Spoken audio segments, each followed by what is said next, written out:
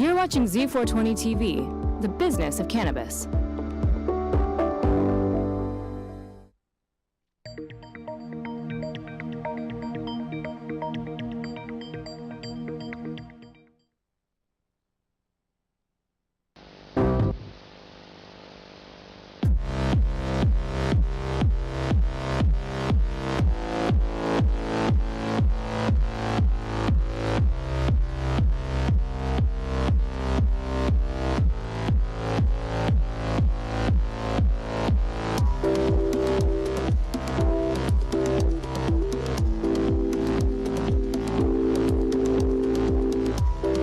Sexy time daydreams indeed. Hey everybody, this is Jake Belcher. And I'm Brant Thoman. And as always, yeah, that is you. That's me. As always, we appreciate you watching us here on Zena.tv, where I'm in a red studio wearing a red shirt. That looks crazy. I'm going to take this thing off the back. Brant, why don't you tell them how you're doing this week, man? I'm doing quite well. I've got the nice blue shirt behind the black background because I'm glad we put that up last week because certainly did not look as appealing. How does one being moved look? Does this look let's better? see. Okay, I don't blend in as much. You can tell there's a little bit of distinction between me and that. I wonder if you should have taken the other one down. But why don't you move that one that's still there just over to the one that you just took down and try that with maybe it's to the other side. I think that'll work. I think that'll look a little bit better. Let's see.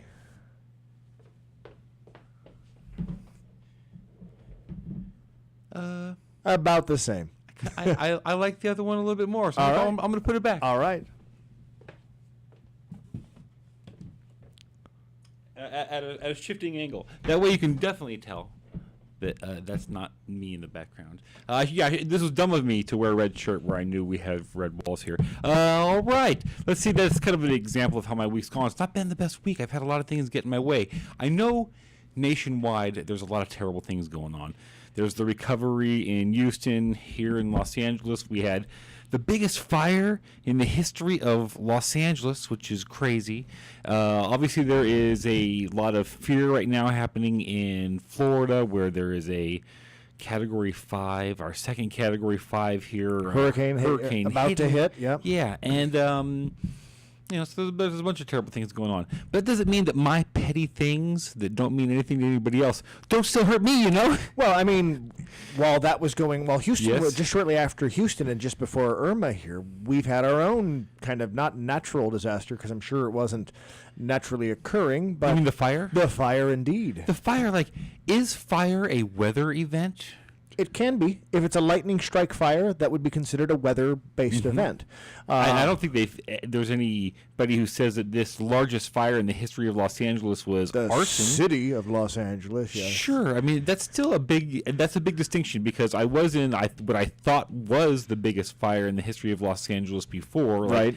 The station fire, which was up in, for me at least, up in Altadena, and the evacuation line was across the street, so I was as close as you could. Yes. I was out there with the hose trying to, oh my God, why haven't I watered for the last 5 years? Well, unfortunately, Altadena is unincorporated Los Angeles, so it's part of the county. So we were talking about this yesterday. It's just a way to grab headlines by being able to say it's the biggest in history. That's still a pretty big claim, though. It Los is. Angeles is, What was it? Final tally was over 7,000 acres. I mean, how many fires do you think there have been in Los Angeles, like the city of Los Angeles? Well, that's a million, a billion, if you counted every time that something was lit on fire. I don't think it would even be in the millions at this point. Well, you wouldn't. I bet there is. Are you talking about calls to the fire department to go out? Probably. I mean, I have no way of knowing how many actual fires have been, but I mean, when you light a cigarette, that's a little fire, It's sure. I mean, that's a tiny little fire. And every day there's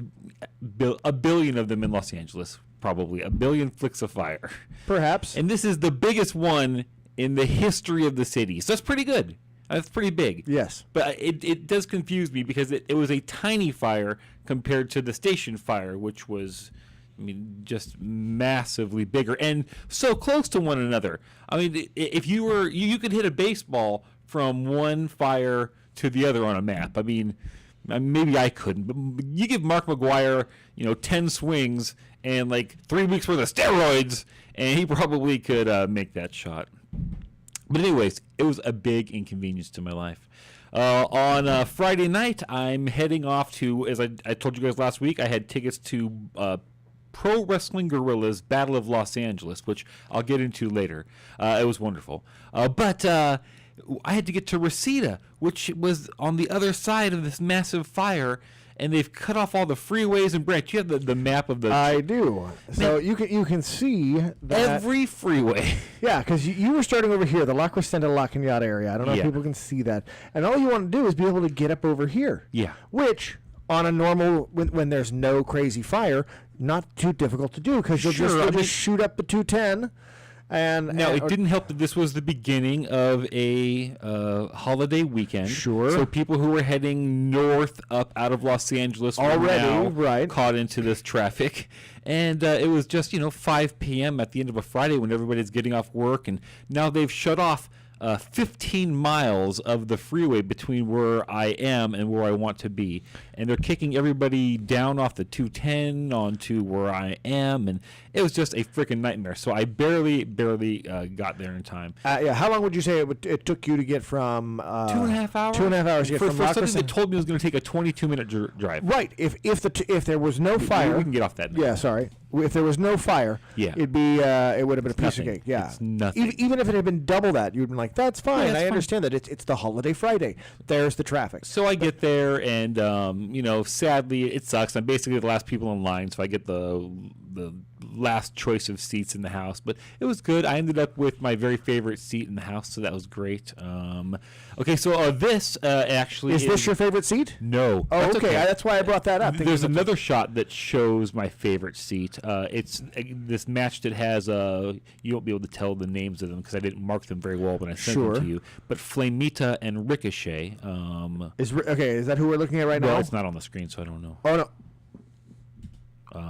Yeah. So if you zoom in there, which you can't really do, but basically right underneath the fist of the guy that is facing us, there is right over there. here. Yeah. So we got the row sitting right in front of the announcers, so we get to sit there and listen to the announcers do their shit talking, and it's the best seat in the house. I love it. You can kind of sit up on the stage, and where is this then? This is on the opposite across side. The other side. Right? This is when I went the other night, and this is the best match that I've ever seen live. You can only see one of the competitors in there, this guy named Donovan Dijak. He is the newest signee to the WWE. And he is facing this other wrestler named Keith Lee that is the most incredible physical specimen I may have ever seen in my life. Like, he did this move. I sent you over this video. I don't want to show a PWG video because I want you to go out and I want you to buy the tapes. Now, this is a video from a different promotion and him doing this move to a different person. So we are saying that this is not at the PWG show. Right. This is what the picture was that we had up a second ago was yes. Yes. But this is something else that you found online. Right. That So shows this is an move. example because I don't want to show the PWG Okay, footage. Like I said, I want you guys here. to go to PWG, ProWrestlingGuerrilla.com, and buy these tapes. This is the best wrestling in the world. You ready? This guy, Donovan Dijak, I'll tell you. Give it a setup here real quick. This guy named Donovan Dijak is the newest signee to the WWE. Is that the guy with his back next to us at this point? Yes. Okay. He's 6'5", 270 pounds. I mean, he's a huge man. So Keith Lee does this move to Donovan Dijak, and I've never seen anything this incredible in my life. Just a sec. There we go.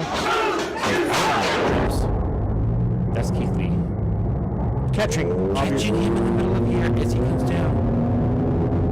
No buckling at all. I mean, a little step back, but there's momentum coming at him. And this guy is smaller than the guy that I just saw him do it to Sunday, Donovan Dijak, the most recent signing to the WWE. This guy's going there next.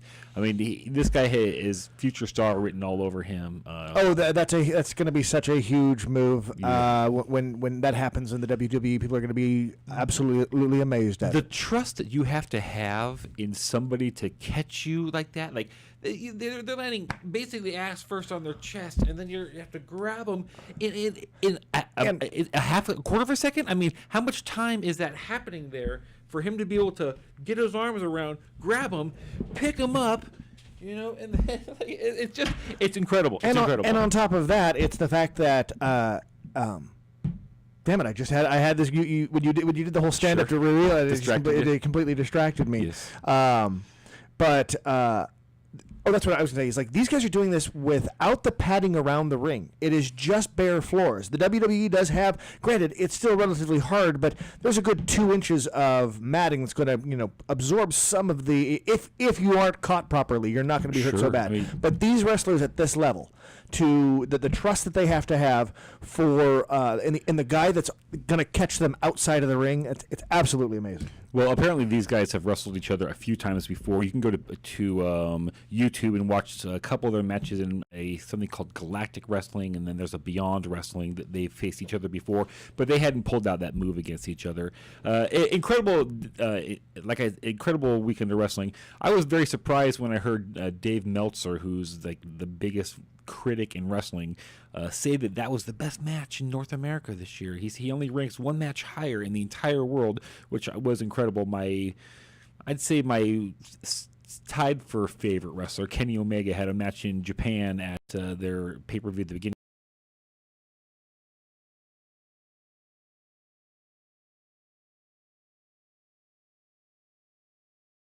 Athletic contest that was happening. It was incredible. So I loved it.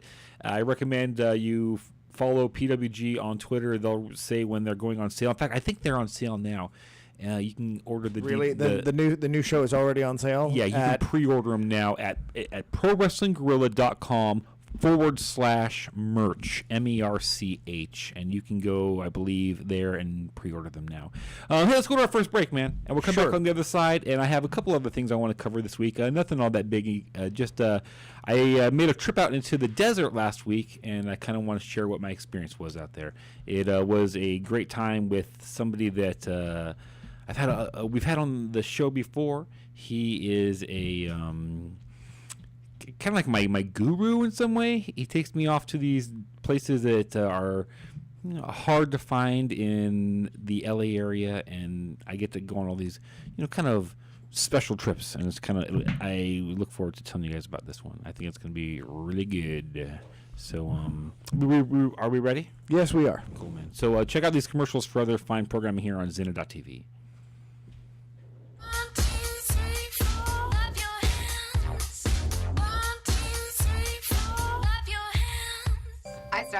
Hi, I'm Moxie. And I'm Nicole, and we're the ladies of Suicide Girls Radio, the world's leading BYOB radio show.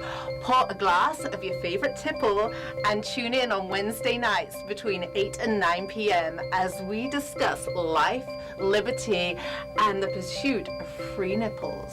Oh, just flash it would be kind of funny, wouldn't it? People think flashing your tits is easy, right?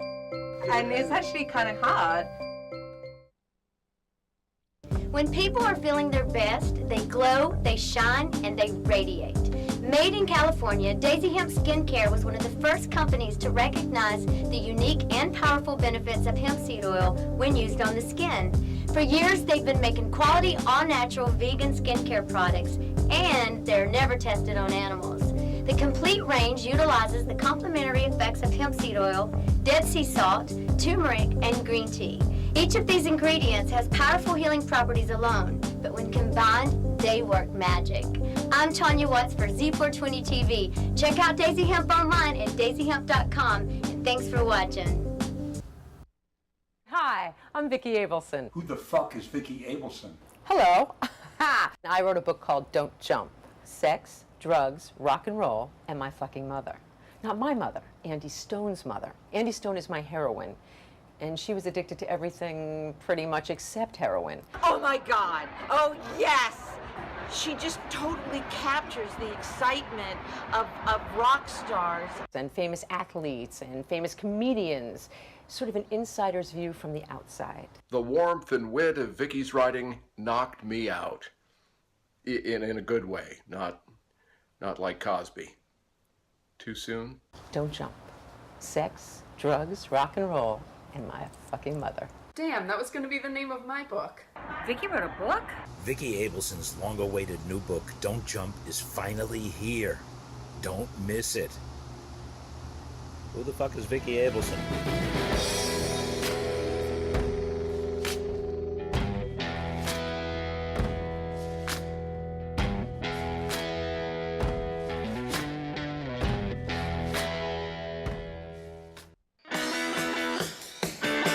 Z420 TV. We take the high road.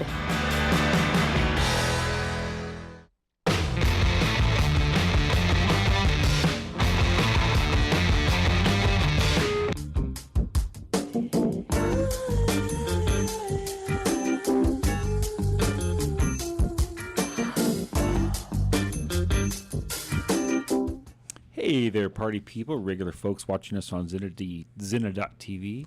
I also want to say hi to all you groovy stoners watching us on Z420, man. Hey, Brent, I want you to spend our entire special effects budget on this right now, okay? I'm going to bust up. We have special effects. Yeah, we do. So spend it right now, okay? No, don't use it on. What are you taking? You're the special effect? No, okay. What I want you to do is digitally add flame. Oh, I'm sorry. I didn't realize I was doing the animation. Oh, yeah. Like, see, does that look real out there? Because that's all our money being spent on digital flame. How can I show you that it's not flame? Brent, turn it off. And see, like, there's no heat or anything. So, like, turn it back on. Like, okay, that's good animation. You even got the heat in there and everything. Yes. So we're gonna and the sound effect with the flicking of it. That's part of the special effects also. So just add the special effect and make it look like I got high. No, wait. We ran out of money. That totally sucks. All I could afford was to make the flame for you. Sorry. That totally sucks. We blew it all on me waving it around. Like, had I just gone for it initially, then I could have pretended to be high right now. But here we are. All right, so I want to tell you about a little adventure that I had last week. I went off to a convent or monastery. I guess it's both, but I don't want to tell like the exact name of this one because maybe there's other ones, and I don't want to get anybody in trouble. But it was just one of the nicest days I've ever had, and it let me see some other sides of people that I didn't really think like existed. Like, you know that I'm very pro marijuana. Like when we were interviewed in the LA Times a couple of years back when we were first getting started and heralded as pioneers in this, I guess. I referenced that I brought my weed dealer on, and that's all that anybody remembered from the article. Like that now Jake smokes weed and talks about it publicly, and it caused a big problem. But I love marijuana, okay? But I don't really think that everybody's into it. Here's the thing. Yeah. It caused you a problem, but not in anything that you actually did. Yeah, it wasn't my fault. It was a problem that everybody else seemed to have, Yeah. and thusly it landed on your shoulders because, some people just didn't approve. Yeah, that's right. And multiple people. It was not a lot of fun. But anyways, I'm saying I love weed, and I love being here on Z420. But anyways, I go out to this convent, okay? And the reason I've gone out there is that I'm going to sit down with this Benedictine monk, and and we're going to get high. He loves marijuana. You're like, you don't expect to find a man of God and somebody who is in a position of. I guess when I think about monks and stuff, I think to myself of like they're kind of pious, Sure, or they are pure. For me, one of the things that pops into my head is brewers. I mean, monks and abbots were the really one of their big things was brewing a beer. They supplied it to they provided it to other churches as well as did when they partake themselves. Yes, when they fasted. They weren't allowed to eat, but you were allowed to drink. And beer being a hearty beverage because of the yeast and such, that was acceptable for them to drink. Interesting. I imagine there's probably all sorts of tricks that they have, man. But it just makes me think to myself, like, here's this man of God who has. So Benedictine monks are a little bit different than other monks. Benedictine monks also take on a vow of stability. So they know that they're going to live in this one location and they're going to die there. Like, part of their thing is that they're going to... So they're not going to leave. They're not going to leave. They're not going to go anywhere else. They're going to maintain this parcel of land, and they're going to put services here, hopefully forever. I mean, you have to hope that, like, that land is there forever or something, I guess. But you have to have a lot of faith that that's just going to stick around. But it's just like... where does he hide his pipe? I mean, does he have his own little place? Does he have a little Bible where like there's a little piece cut out where he slips his piece in there and makes it lots of pockets. He does lots have of pockets. lots of pockets and robes and things like that, little folds to put things in. Here's one thing that I was not prepared for. I was not prepared for him to kind of lean on me at the end to be like, well, are you going to leave me like your marijuana? Like, it's very hard for him to go out and get it. He wanted you to tithe 10% of what you brought. You're right. For the church. You're meaning right. him. You're right. And now I did give it all. I mean, because that didn't even represent 10% of my weed. I mean, really, like, but I did leave him all my weed as like a kind of a thank you for a special day. They took me in. So could you have a picture of that duck that I sent you? Look at that duck, man. Like, it's just the most peaceful, happy place. Like, there's a lake and there's just all these like really nice things there. It's you get to go in, and I went to a service. Like, I don't know what my luck is on this. Somehow every time every time I go to a service, it ends up being a one of those, I don't even know what they call them, I guess, what shows how far out of touch I am with religion. When you get some of the cracker, you get some of the wine. A communion. A communion. Is communion always happening? Because I am always at the communion service when I go to like a different church. It tends to fall more frequently in certain times of the year, depending on the calendar. But most, as I recall, the church that I grew up going to did communion every week. It was a surprise if it didn't happen. Oh, really? Because I went to Lutheran church probably the most, sure, and Presbyterian church, and I don't remember communion at them. I mean, I really don't remember. Well, the Lutheran church you went to was more of like the youth group. But did you really get 10 services? I went to a couple services. Yeah, like that's right. You did attend some services, yeah, but like I happened to be kind of dating the preacher's daughter, or it's called a preacher, pastor's daughter, and I don't remember going up and getting communion, man. Like, well, traditionally you're supposed to be. There's a first communion that you go through, and it happens before you're confirmed. Usually about 10 or 11 years old, in which that's an age where they say, okay, now you're old enough to understand why it is we have the Eucharist. And so you're kind of taught that, and it's kind of a big deal. You get little Christian gifts on that Sunday from family and stuff. Like that's where I got my first like leather bound Bible, the one that I have that has my name on it. I got that. I believe I got that for my first communion. Maybe it was confirmation. I forget. But you usually get little things like that. And then once you've taken that, you are not expected, but you can take it any time beyond that. But before that age, they don't let you. You kind of get a blessing from one of the pastors. Well, I guess these pastors also, like, since like the Benedictine monks are the original Catholic monks, they use white wine instead of red wine. So, because I guess that's what they. Yeah, I think the church uses the red wine. I think more to try and just the symbolicness of the red being the blood of Christ. So I guess that bothers these Benedictine monks. They all factor off for different reasons. I'm sure it had more to do with something else than the actual kind of wine that they. Sure, there had to be something else going on there. But it was just still an interesting day to go up there and go to a service that I wasn't all that familiar with. And like I said, it was a communion service. That's what it's called again. Yes. And I don't partake. I don't. Everyone's standing up and kneeling, and you kind of feel like, I don't. It's not that I don't want to do it wrong. Like, I don't really know what religion is right, and I believe that God is out there and He really exists and that He created us. But who knows if these people have it right? Maybe they do, maybe they don't. But I'm not going to get up and do their dances with them, So anyways, we do that. We go to their meal hall, and we get to sit down to like the most delicious meal I've had in I don't know how long. These guys make everything from scratch. Like they have fresh baked breads they made that morning, and it was one of the most delicious meals of my life. And then we just travel off into the desert with this guy in his robes and stuff, and he's like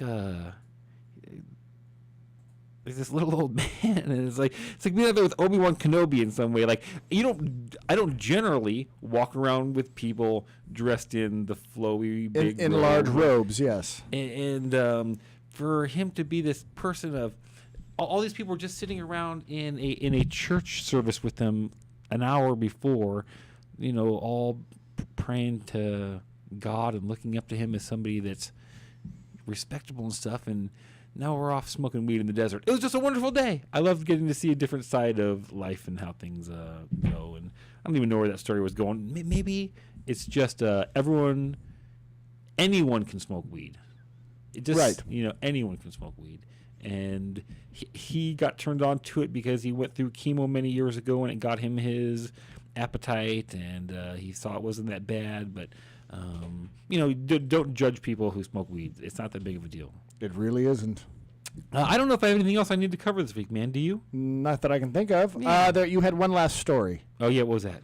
About Siamese twins. Siamese twins. Oh, man. Should we take a quick break and come back and finish it off? A real quick break, and then we'll come back into this because this one's wacky.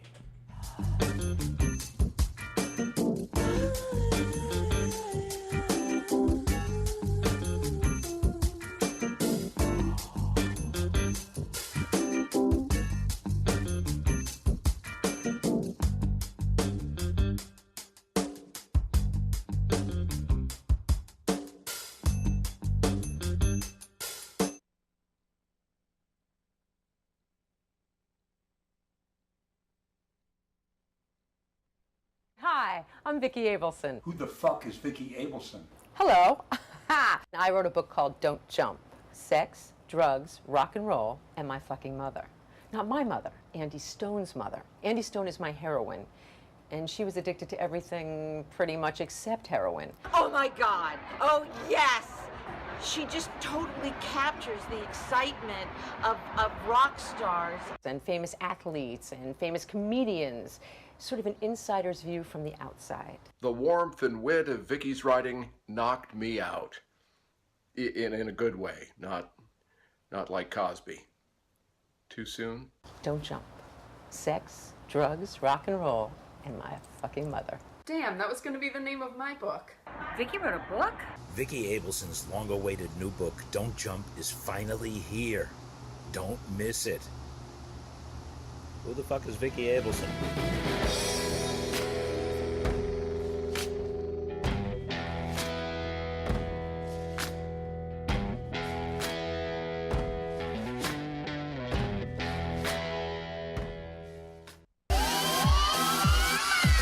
You are watching Z420 TV, the future of cannabis broadcasting.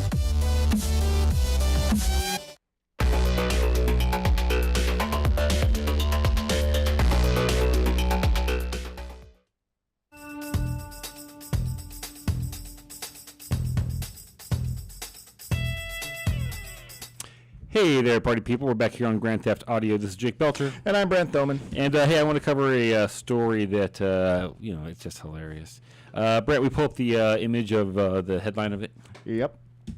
There you go. Siamese twins in vicious legal battle over right to masturbate. So is one saying that the other doesn't have the right to do so? So Alfred and Wilbert Peterson were born joined at the waist and facing each other and have spent their entire lives that way. They have two sets of arms and legs, their own hearts and stomachs, but share a lower digestive tract and a penis.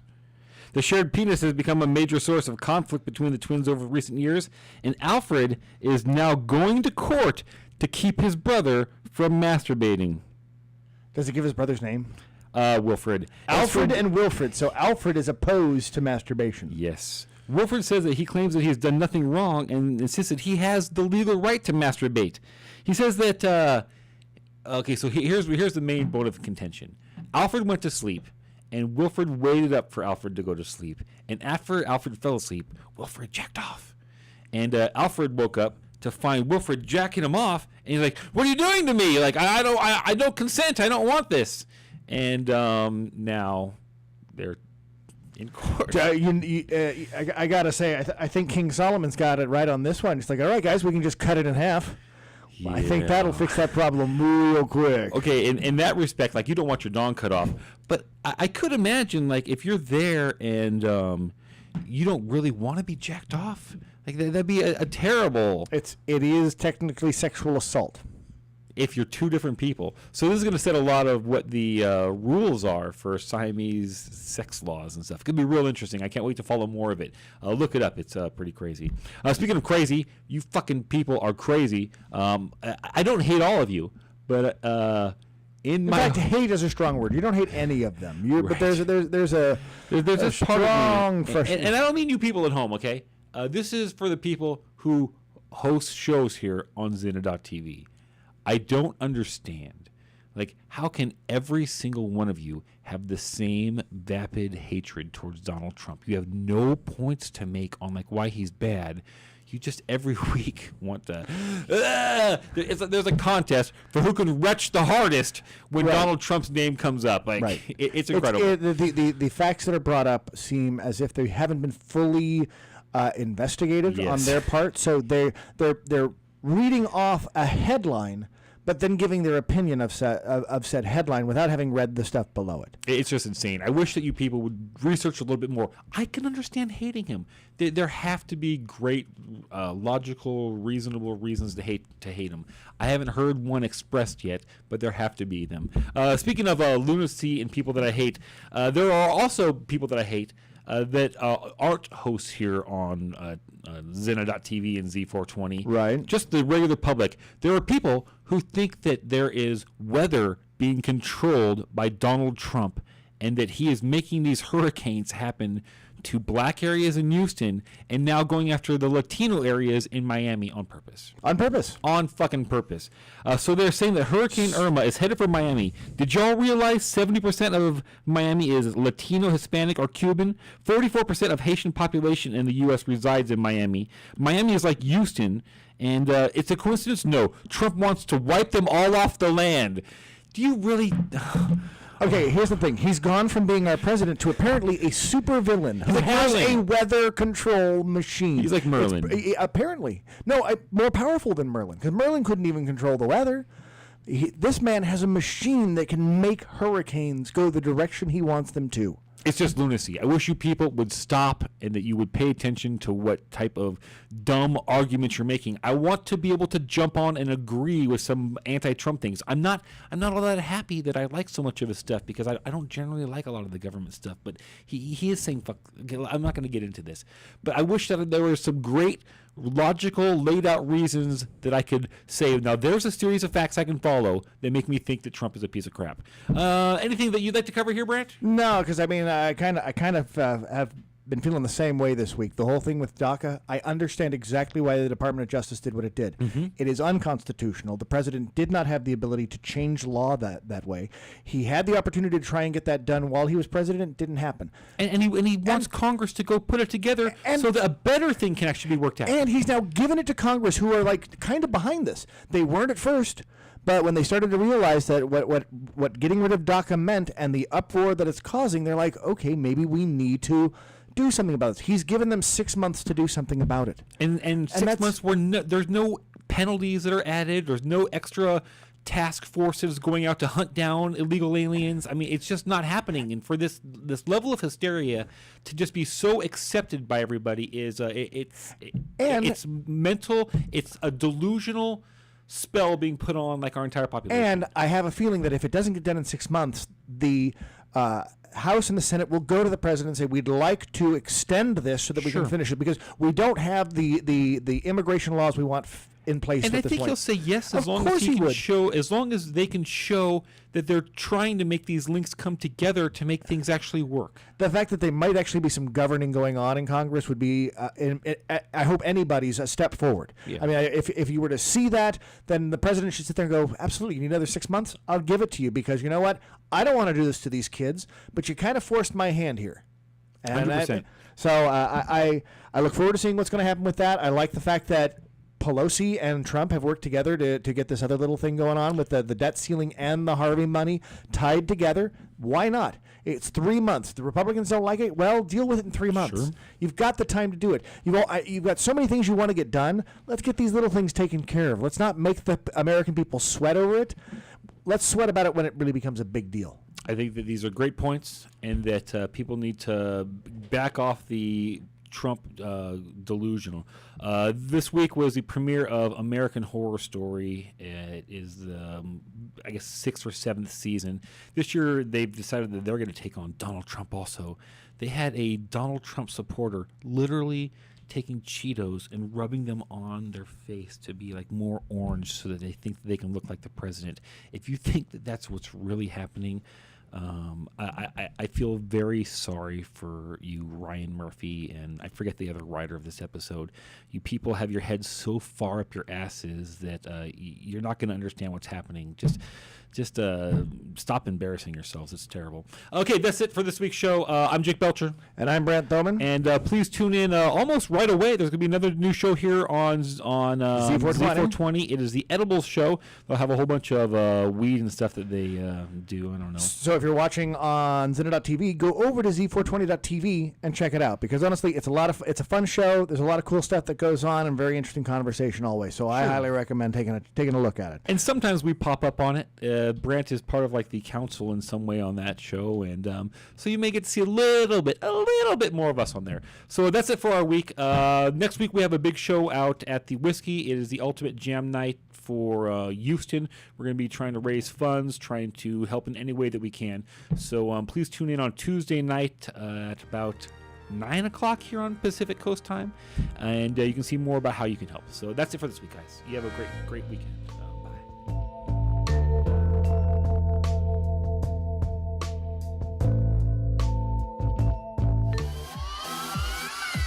You are watching Z420 TV, the future of cannabis broadcasting.